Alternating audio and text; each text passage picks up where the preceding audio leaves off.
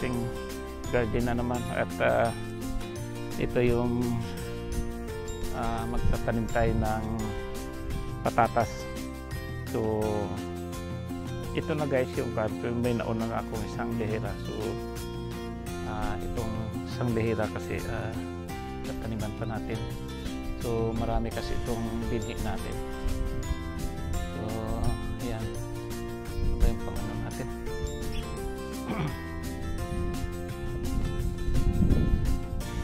Tayo ay magmano-mano, magpipik.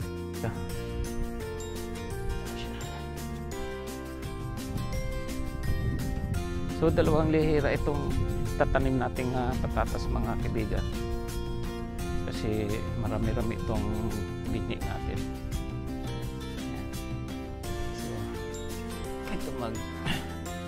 So itong isang lihira kaya nilagyan ko na para pag-pick ko natin dito sa kabila para matakpan na sila. Yan.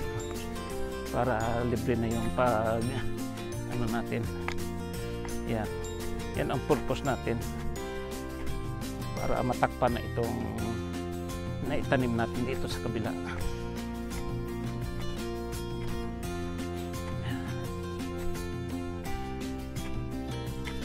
Yan, di ba mga kaibigan, libre na yung pagtakip natin. So, mano-mano tayo.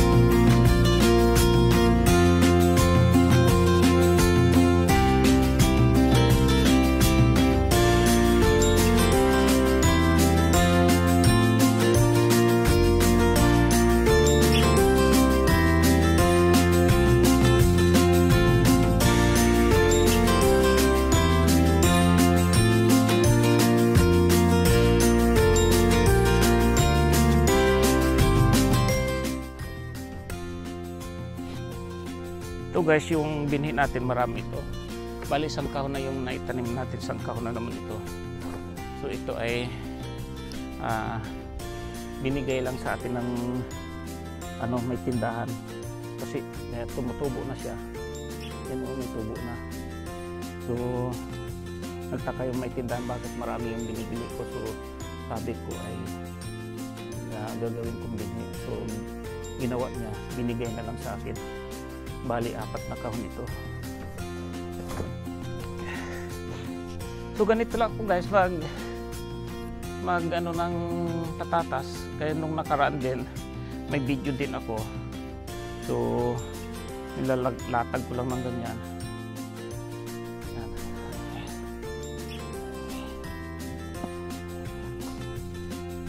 Ganyan lang yung pagtanim ko ng patatas. Yan.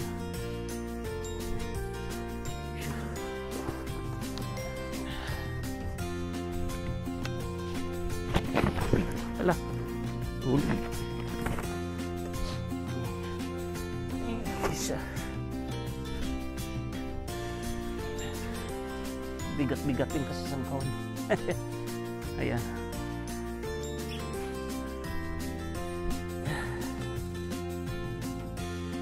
Kahit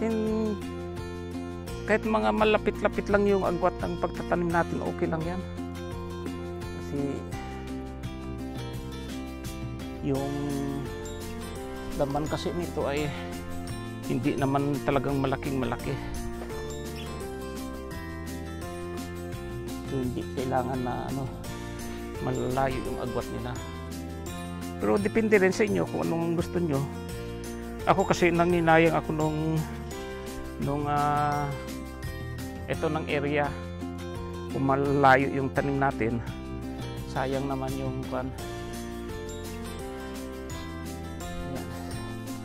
so depende lang sa atin sa pagtanim natin. Pero ako hindi ko masyadong nilalayo.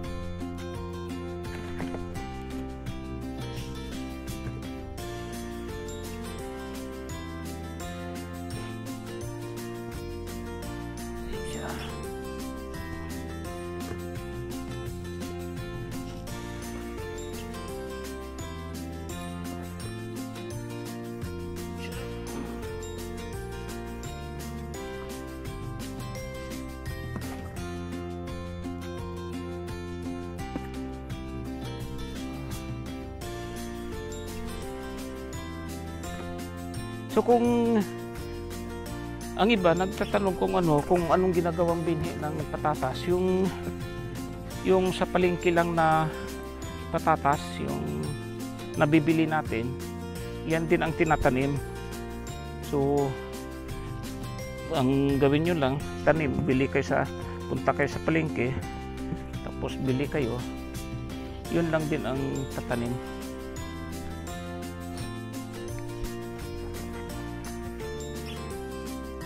So may isang kahon pa tayo doon sa bodega.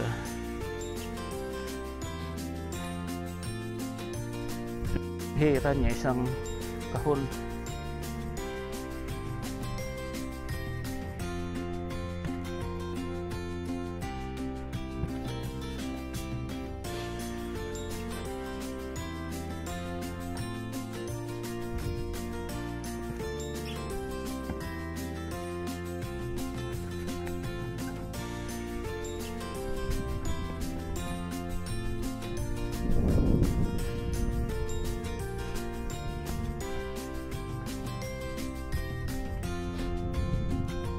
So kaya ito lang guys yung pagtatanim natin ng potato. Ito lang yung style ko. Yan.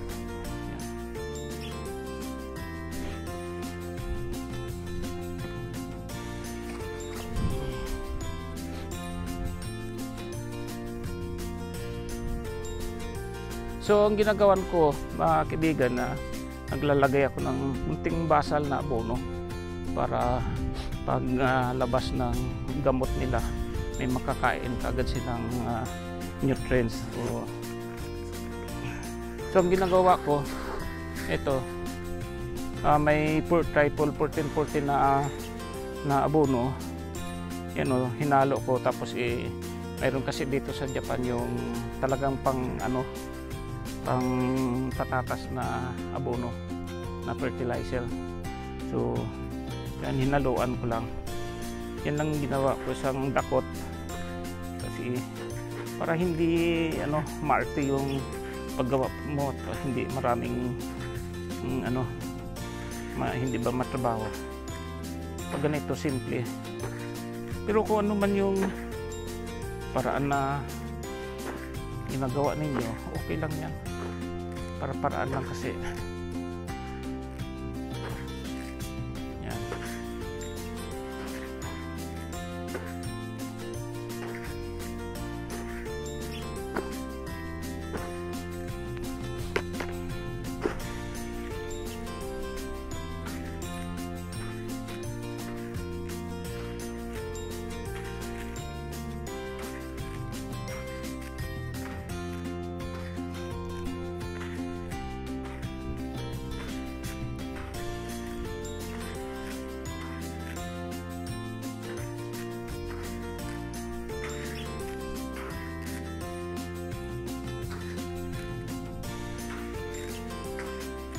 Alam niyo mga kaibigan, itong patatas kasi bukod sa sustansya pa,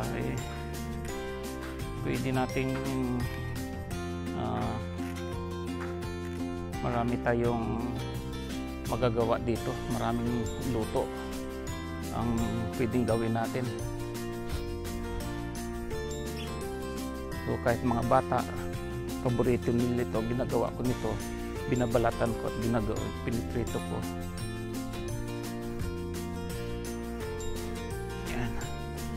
Yan, tapos na nating abunuhan. So ang ginagawa ko, yan para matakpan.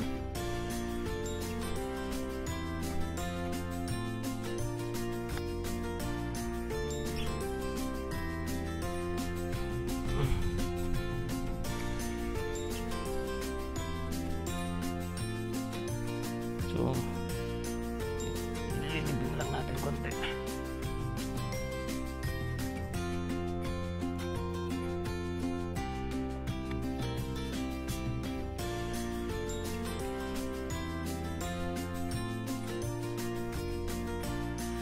So, yan mga kaibigan, napakasimple lang. Hindi masyadong hindi maarting gawin. Hindi masyadong maraming gagawin ba. Simple.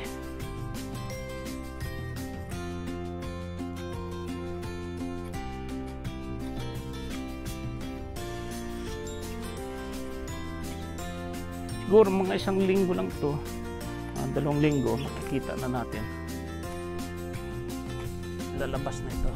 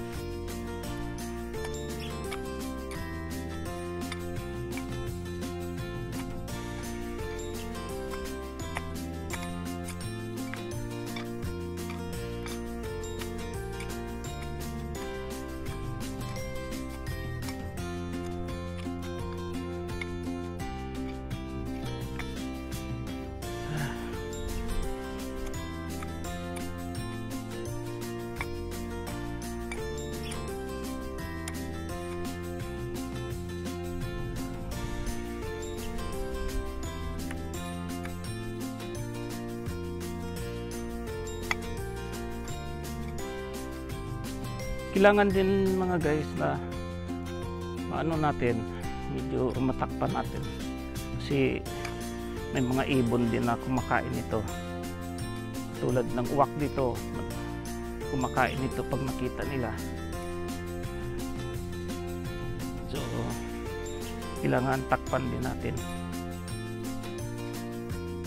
kasi once na malaman na mayroong ganito dito, sigurado ko kaya nila maghanap sila kasi alam nila may pagkain. So kailangan takpan din natin muna maigi kung hindi nila makita.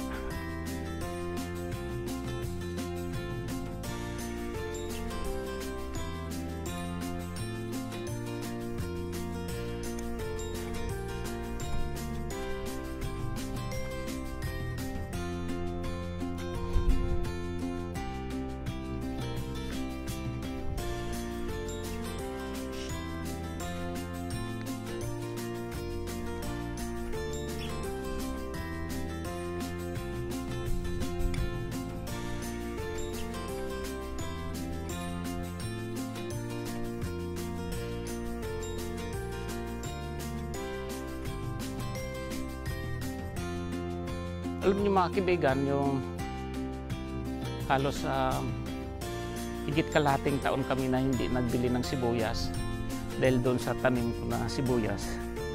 So grabe yung yung tinipid namin kasi yung pula na sibuyas yung tinanim ko, so mahal kasi yun dito ang isang piraso, grabing mahal. Pero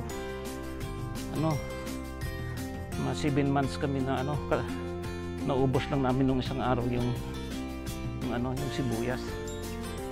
Yun ay tanim ko. So pag masipag lang, sige lang,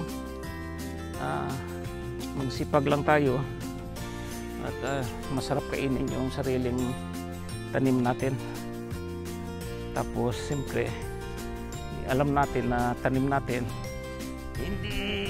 hindi ba tayo natatakot kung minsan sa mga balita na ito ganyan yung nilalagay sa mga pagkain.